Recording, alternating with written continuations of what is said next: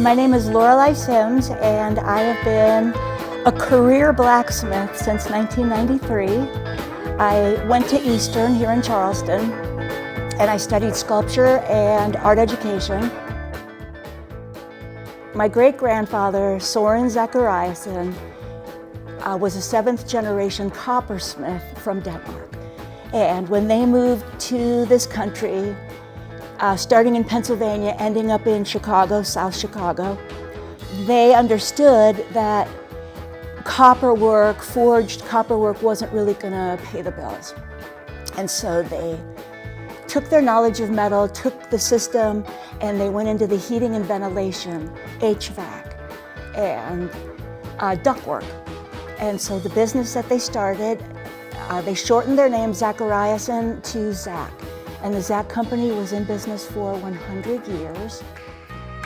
The cool thing about living in Charleston is it's a small town. It's a university town, so there's an influx and change every year. I need that, but it also stays kind of the same. And so in the beginning of my career, the first, not really knowing what I was doing and how to generate money, I got catalogs, and I was looking at their ironwork and decided how could I put my spin on it. And so in the beginning, it was making what you would see, plant hangers, tables and chairs, candle holders, stuff like that. And then it's like, okay, where am I going to sell? And so the first opportunity that most craftspeople have is craft shows.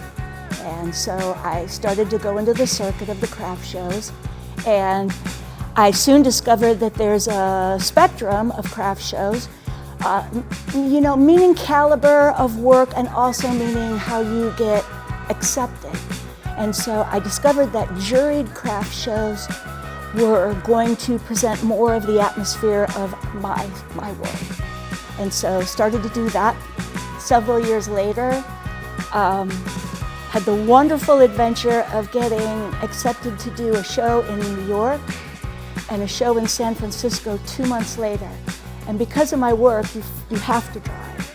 So loaded up my trailer, went to the New York show, had a good show, came home and had enough time to make some inventory, and then headed out to San Francisco and did that show. And I discovered two things about that kind of extreme craft show circuit is it really does make a difference where you show your work.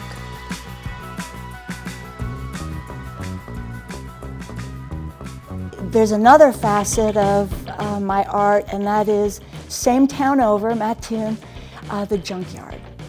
And for many, many years, we had the best selection of junk because we had local industry.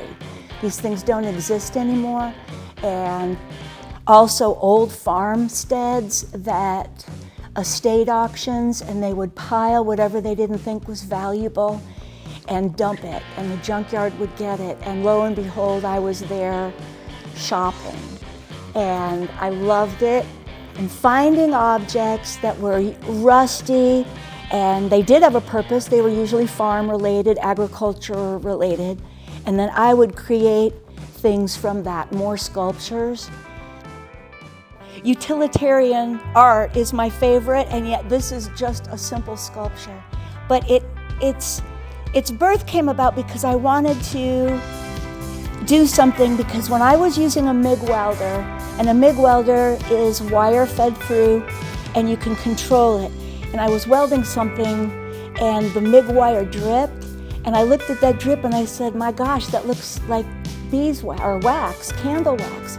So with that in mind, I decided to venture and make a candle with intentionally doing the things that I knew a candle had. For instance, the concave surface, the wick that has a little burnt nubby, and then the drips, and the drips landing in on the dish. And so each element required a different kind of metal. The discs, the bowls, they were discs, and I domed them, I sunk them. The candle itself is a piece of pipe. and then the top of it is a welded piece of sheet steel. So all of these things combined to help me see the vision of a candlestick, a burned candlestick.